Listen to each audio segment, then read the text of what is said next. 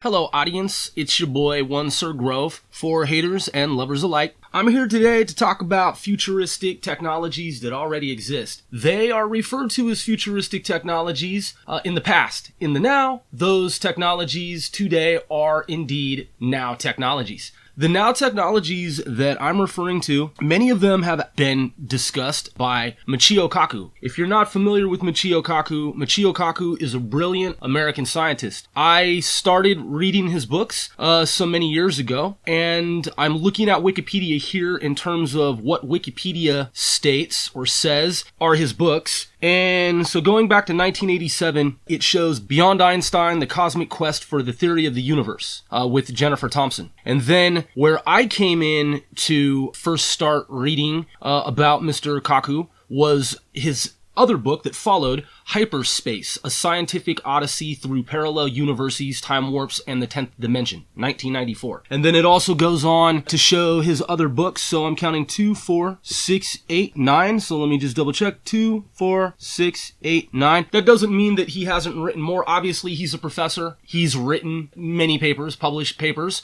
In terms of the books that are listed here at Wikipedia, I show again 2, 4, 6, 8, 9. So where I came in was reading Hyperspace, as I stated, A Scientific Odyssey Through Parallel Universes, Time Warps, and the 10th Dimension, 1994. I wasn't at that time familiar with the previous book, Beyond Einstein. After Hyperspace, A Scientific Odyssey, there was Visions, How Science Will Revolutionize the 21st Century. This is 1998. Einstein's Cosmos, How Albert Einstein's vision transformed our understanding of space and time, 2004. Parallel Worlds, A Journey Through Creation, Higher Dimensions, and the Future of the Cosmos, 2004. Physics of the Impossible, A Scientific Exploration into the World of Phasers, Force Fields, Teleportation, and Time Travel. That was 2008. Physics of the Future, How Science Will Shape Human Destiny and Our Daily Lives by the year 2100. That was in 2011. So again, Physics of the Future, How Science Will Shape Human Destiny and Our Daily Lives by the year 2100. That's 2100. And that was in 2011 that book was published. Two more. The Future of the Mind, The Scientific Quest to Understand, Enhance, and Empower the Mind. That was 2014. The Future of Humanity, Terraforming Mars, Interstellar Travel, Immortality,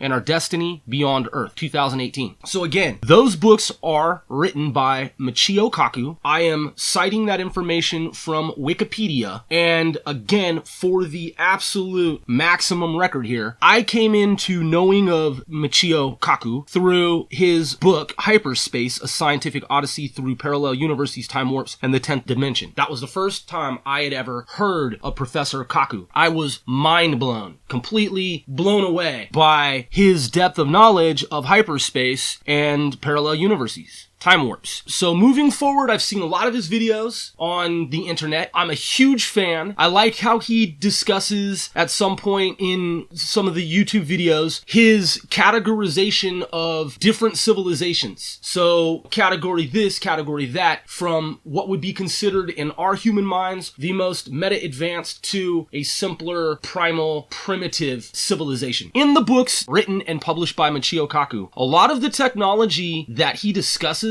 has already manifested. It's already manifested. It's already came to exist and be. It's already come to fruition. If you go back and look at declassified information from the US government and the Russian government, Chinese government, and governments around the world, the different countries in Africa, on the continent of Africa, if you look at prehistory in terms of Western civilization, before Western civilization, if you look at pre-Western civilization and you go back and you study what was known by the ancients, the Sumerians, and the Anunnaki, or the Anunnaki as some would say. If you go back and you look at different findings by theologians, people who have studied the Bible, archaeologists, and so forth, you'll see that in those writings, in those books, in those publications, there are clear indications that this planet has been visited for eons, forever, by advanced extraterrestrial biological beings. And then it's incontrovertible, it really is. So you have two camps in the world. world. You have the camp in basically mainstream society, if you will, that wants you to buy into, in other words, subscribe to the narrative that we haven't yet found aliens and we haven't encountered them and we haven't even come close. There's nothing anywhere in the world that states that we're any closer to finding aliens than before. So, in other words, they want for you to believe we've never ever encountered alien beings. It's so remote. Who knows? One day, maybe. And obviously, to people who are open-minded, people who are thinkers, I mean, even the Vatican now is stating that it believes that there are extraterrestrial biological entities and advanced societies that could very well predate modern humans. That's the Vatican's belief. That's the Vatican saying that. I know that there are beings that clearly predate humans, and I'm not talking about creatures like the dinosaurs. I'm talking about before 13.7 billion years ago, when this world was supposedly created in terms of a Big Bang, if you will, quote, Big Bang event. I'm talking about even before that time. Stephen Hawking even just recently went on record to state his belief of what occurred before Big Bang. So he has his ideas about what happened before 13.7 billion years ago, which is kind of the consensus in terms of when scientists, many believe that there was an event that created this particular universe. There have to be universes beyond that time, friends, people, public. So going back to the point here is that these technologies discussed by Michio Kaku, it's like every day now you see something in the news about NASA disclosing something that is being created that the day before was considered sci-fi and not yet in existence. I'll tell you what, if you look at the disclosure community, in other words, people who are open-minded and who say openly on the internet, who blog and state and claim and say and assert their contention, they say, hey, listen, we already know that there are aliens. The government in this camp over here, right, it can try to do all this deception and smoke and mirrors and all this misinformation and mainstream media barrage of this mindless and nonsensical information, but we know it's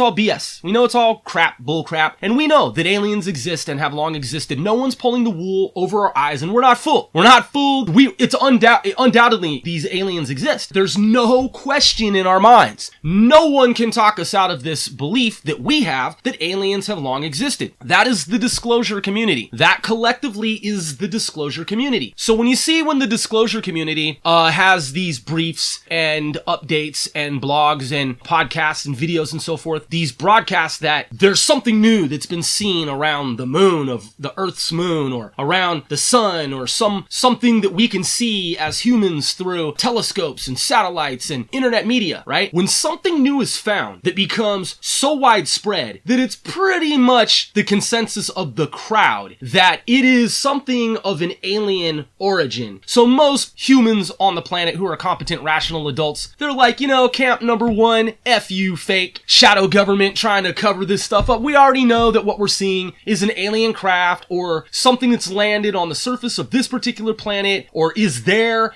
and has been there. Anytime some kind of artifact or spacecraft or something of an extraterrestrial, non-terrestrial origin is found, shortly, notice this, contemplate this, shortly thereafter, because it can no longer really be covered up, NASA admits openly that it's working on a technology presently, right, currently underway, that is almost identical to what has been seen by the public. You know why? Well, it should be obvious. It's because our government already has these technologies. Who's to say that those technologies that are being seen aren't our government's technologies that our government got from alien progenitors? So in other words, they're not real, well, they're UFOs, but there are crafts that are in distant space that have been picked up, and our government, Camp 1, doesn't want for the general public to know that. So it has to pretend like, oh yeah, we don't know what it is, and then people are like, come on, we know what it is, stop playing games, dude. So then NASA's like, all right, they already know, so go ahead and roll out this technology and let humans know that it exists now, or it's currently underway, right, in terms of its development. So we know, man, secrets are getting out, things are being leaked, things are being disclosed and divulged, and people are awakening. Niggas is woke. some of them. You feel that? So the secrets of the temple are known by some, and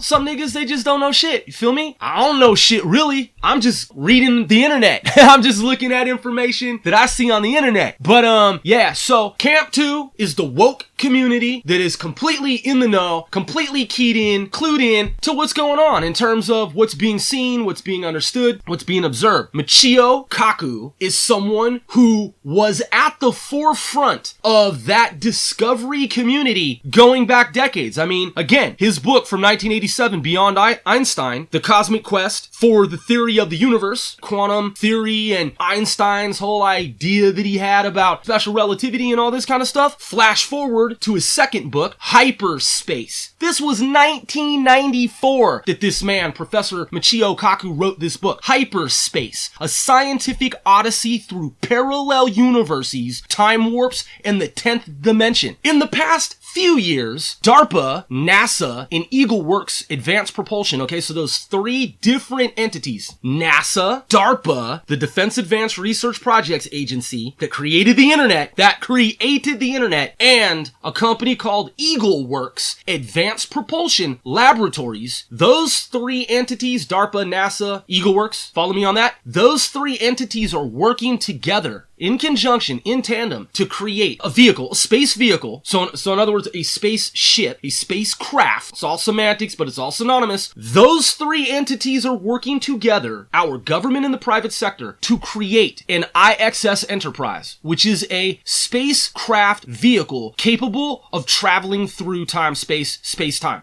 In other words, warped time space. It is a project for real-world time travel. Michio Kaku, he wrote about this back in 1994. A lot of people in science fiction talked about parallel universes, and they talked about alternate realities and alternate dimensions and other worlds and other places outside our known universe, right? This is old hat. But the emphasis here is that in the now, these things are not science fiction.